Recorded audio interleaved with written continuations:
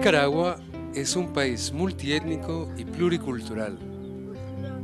De acuerdo al documento básico presentado por el gobierno de Nicaragua a Naciones Unidas en el 2007, se estima que el 15% de la población pertenece a uno de los diferentes grupos étnicos: Misquitos, Choroté Ganagua Mangue, Criol, Subtiaba, Cacaopera Matagalpa, Naoa Nicarao, Sumu Mayagna, Rama Criol y Garífuna.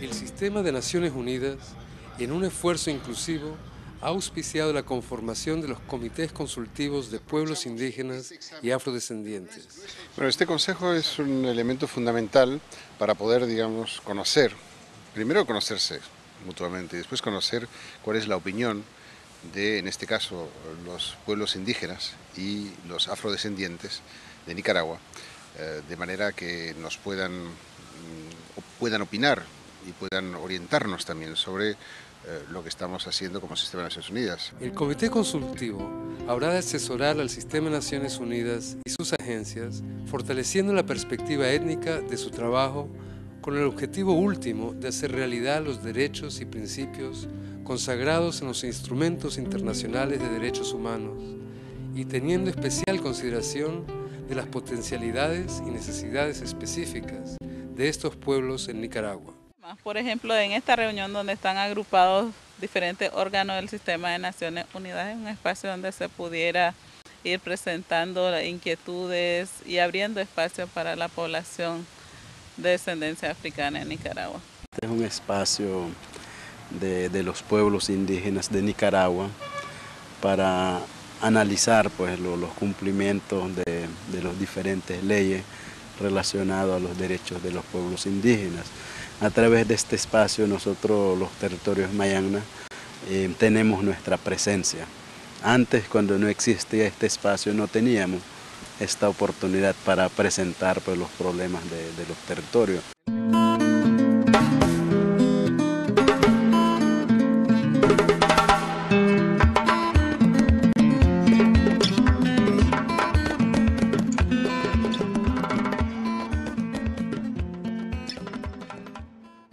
Si en cada país existiera esta instancia permanente, podríamos dar seguimiento a no solo lo del foro permanente, también ocurren muchas otras cosas dentro del país, ¿verdad? Leyes, convenios internacionales, etcétera, que los más interesados que somos los pueblos tenemos que estar detrás de eso para que los gobiernos también cumplan, ¿verdad?, el Estado. Pero en esta unidad vemos que incluso hay un fruto, digamos, reciente de que cuando formamos esta CCPIAN hace aproximadamente 2 años, todavía no estaba ratificado el convenio 169 de la OIT acá en Nicaragua. Y entonces, lógicamente, para los que vivimos en la costa caribe, no era tan importante el convenio, porque allá tenemos la ley de autonomía, la ley de demarcación, titulación tierra indígena, que son en algunos aspectos más avanzados incluso que el convenio. Sin embargo, aquí en el resto del país no había un instrumento ni nacional ni internacional de qué agarrarse para avanzar. Entonces ya ahora con la ratificación del convenio, llegó a la presidencia de la comisión de pueblo indígena, el hermano dirigente Misquito indígena Brooklyn Rivera, que él es del Atlántico, pero él llega a esa asamblea y prioriza y apoya decididamente para que se aprobara, ratificar este convenio en poco tiempo. Ese es uno de los frutos, digamos, de esta unidad. En el 2008 se da el caso que se larga una directriz para el Sistema de Naciones Unidas, para estas agencias y programas que se ocupan de desarrollo en los países, en los 160 y pico países donde estamos presentes, con una serie de recomendaciones, y unas recomendaciones que no nacen así en el aire y sin fundamentación, son recomendaciones justamente que, como decía, derivan de una declaración que se aprobó en el 2007 y de toda una serie de debates que básicamente se vienen llevando a cabo en las últimas décadas. Dentro de esas recomendaciones está justamente, se insta al sistema de las Naciones Unidas presentes en los países a buscar formas de relacionamiento sistemático con las poblaciones, con los pueblos indígenas.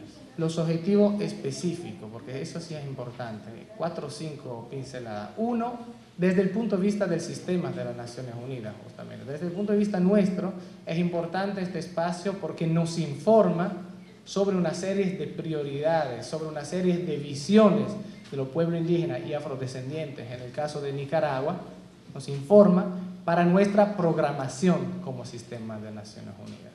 Un segundo objetivo importante es visualizar lo que puedan ser buenas prácticas, ¿no? Visualizarla, documentarla y visibilizarla. Tercer punto clave también es que este comité consultivo nos recomiende aspectos a mejorar o a considerar de todo lo que es la normativa nacional e institucional. Como bien se decía anteriormente, el sistema de Naciones Unidas en un país no trabaja en un vacío, trabaja con las diferentes instituciones del Estado y con el gobierno de los estados como primer y más importante referente. Dos puntos finales igualmente importantes, también necesitan que nos ayude justamente y nos aporte, ¿no?, en nuestro análisis de lo que son las políticas públicas en un país. Política pública no necesariamente exclusivamente relacionada con pueblo indígena afrodescendiente, las políticas públicas del país. Y como último punto, también es clave este espacio para nosotros en la medida que nos ayude a releer, modificar, cambiar, adaptar, escribir informes. Saben que Naciones Unidas se caracteriza por este trabajo básicamente que tiene a nivel de los países de producir informes.